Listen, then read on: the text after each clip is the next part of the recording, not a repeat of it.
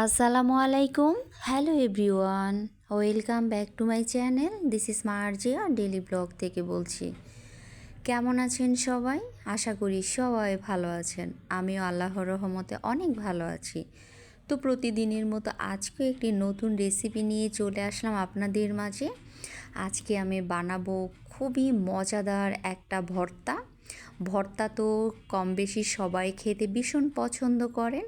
তো যদি ভর্তা হয়ে যায় খুবই মজাদার একটা খাবার, তাহলে তো কোনো কথাই নেই। তো একদম চেটেপুটে খেয়ে নেবেন। আর আজকে আমি বানাবো খুবই মজাদার একটা হেঁচি শাকের ভর্তা। তো হেঁচি শাক তো রান্না করে অনেক খেয়েছেন, একবার ভর্তা করে খাবেন, আশা করি এত পরিমাণ ভালো লাগবে আপনাদের। তো এই ভর্তা বানানোর জন্যে আমি নিয়ে নিলাম বেশ কিছু হেঁচি শাক, সুন্দর করে ধুয়ে এটাকে আমি ঝরিয়ে রাখলাম।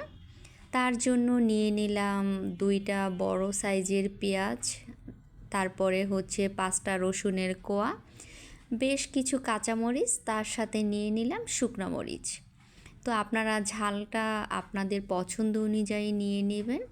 যেহেতু আমার কাছে ঝাল খেতে খুবই ভালো লাগে, মিষ্টি জিনিস মিষ্টি, ঝাল জিনিস ঝাল খেতে আমি খুব পছন্দ করি, তাই আমি একটুখানি ঝাল করে নিলাম। আর এই ভর্তা কিন্তু ঝাল খেতেই ভালো লাগে। তো সব কিছু যখন নেওয়া হয়ে গিয়েছে, চলে গেলাম রান্নাঘরে। আমি একটা কড়াই বসিয়ে দিয়ে দিলাম বেশ কিছু সয়াবিন তেল। তো তেলটা দিয়ে আমি পেঁয়াজ, তারপরে হচ্ছে রসুন, কাঁচামরিচ সব কিছু একটুখানি ভেজে নিলাম। তার সাথে আমি শুকনো মরিচগুলোকেও ভেজে নিলাম। তো ওটা তো আর খুব বেশি ভাজা করব না, যাতে সিদ্ধ হয়ে যায় ওরকম অনুযায়ী ভাজা করব। তো যখন একটু পরিমাণ ভাজা হয়ে গিয়েছে আর মোটামুটি সিদ্ধটাও হয়ে গিয়েছে পেঁয়াজ রসুন, ওই অবস্থায় আমি একটা টমেটো দিয়ে দিলাম, একদম পাকা টমেটোটা দিয়ে আমি খুব ভালো করে এটাকে নেড়ে চেড়ে নিলাম, যাতে করে একটু সিদ্ধ হয়ে যায়।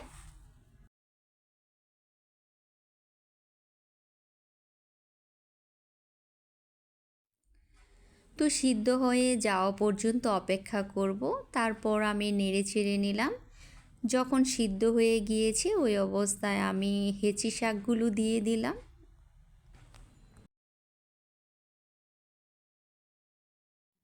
তো শাকটা দেওয়ার পরে আমি দিয়ে দিলাম পরিমাণ মতো লবণ। লবণটা দিয়ে আমি একটুখানি পানি দিলাম, যেহেতু আমি শাকটাকে অনেকক্ষণ ঝরিয়ে রেখেছিলাম, তাই একটু পানি দিতে হবে সিদ্ধ হওয়ার জন্যে। আর কেউ যদি শাকটা ধুয়ে দিয়ে দেন তাহলে আর পানি দিতে হবে না, তবে চেষ্টা করবেন একটুখানি ঝরিয়ে রেখে দিতে, কারণ খুব বেশি পানি হয়ে গেলে ভালো লাগবে না, একদম মানে মাখো মাখো হয়ে গেলে। তো শাকটা যাতে একটু আস্তে আস্তে থাকে সিদ্ধ অবস্থা, ওরকম একটুখানি পানি যাতে থাকে তাহলেই হবে। তো শাকটা আমি দিয়ে একটু অপেক্ষা করলাম যাতে নিচের শাকগুলো একটুখানি হয়ে যায়। তারপর তো আমি এটাকে খুব সুন্দর করে নেড়ে চেড়ে দিচ্ছিলাম এপিট ওপিট করে।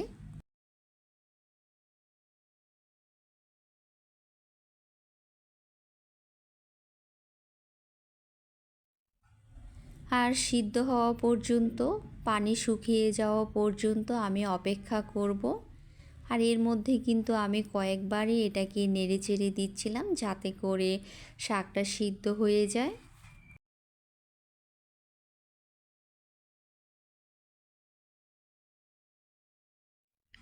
তো অলরেডি শাকটা সিদ্ধ হয়ে গিয়েছে, আর টমেটোর উপরের যে খোসাটা আছে ওই খোসাটা আমি ফেলে দিয়েছি।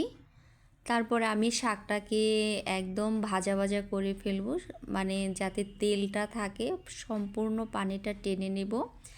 আর এই শাকের ভর্তা করার জন্য কিন্তু একটুও পানি থাকতে পারবে না, সম্পূর্ণটা টেনে নিতে হবে, একদম কড়া করে একটু ভেজে নিতে হবে, যাতে করে লেগে না যায় আবার একদমই ভাজা হয়ে যায়, ওই পর্যন্ত অপেক্ষা করতে হবে।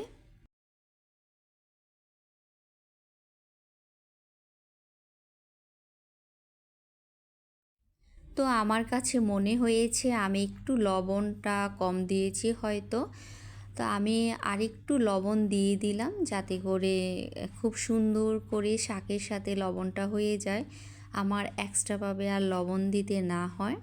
তারপরে এটা আমি পানি শুকানো পর্যন্ত অপেক্ষা করব আর নেড়ে চেড়ে নেব।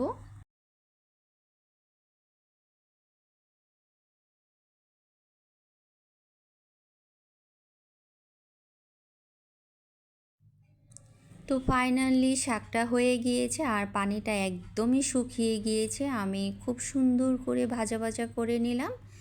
তারপর আমি এটা একটা পাটা পোঁতার মাধ্যমে পিষে নিব, কারণ এটা পাটা পোঁতায় বেটে খেতেই ভালো লাগে এই শাকটা, তা না হলে এমনিতেই ভালো লাগে না। তো আপনারা চেষ্টা করবেন এটা পাটায় বেটে করার জন্যে। তো আমি শাকটা দিয়ে দিলাম, পাটাটা একটু ছোট হয়ে গিয়েছে তাই আমার এতগুলো শাক বাড়তে একটু কষ্ট হচ্ছে। তো আমি সুন্দর করে সব কিছু একসাথে বেটে নিব। এটার মধ্যে আর এক্সট্রাভাবে কিছুই দিতে হবে না, না কাঁচা পেঁয়াজ দিতে হবে, না সরিষার তেল দিতে হবে, কিছুই লাগবে না। শুধু এটা আমি বেটে নিব মিক্সিম করে। তো আমি এটা পাটার মাধ্যমে বেটে নিচ্ছি, আপনারাও এটা পাটায় বেটেই করবেন। আর এরকম একটা ভর্তা যদি গরম ভাতের সাথে হয় তাহলে তো আর কোনো কথাই নেই। এই ভর্তাটা খেতে যেমন চমৎকার, আর হচ্ছে গিয়ে এটা শরীরের জন্য ভালো। শাকসবজি তো এমনিতেও শরীরের জন্য অনেক উপকার। আর এই শাকটা যে কি পরিমাণ সুস্বাদু আর মজাদার, এটা না খেলে বুঝতেই পারবেন না। তো অলরেডি আমার তো বাটা হয়ে গিয়েছে, আমি সবগুলো তুলে নিলাম আর উপরে 2টা শুকনো মরিচ তেলে আমি পরিবেশন করে নিলাম। এই তো হয়ে গেল আমার মজাদার হেঁচি শাকের ভর্তা। তো সবাই ভালো থাকবেন, সুস্থ থাকবেন। আবার নতুন কোনো দিন নতুন কোনো রেসিপি নিয়ে আপনাদের সামনে হাজির হয়ে যাব। আর এরকম মজাদার একটা ভর্তা অবশ্যই করে খাবেন।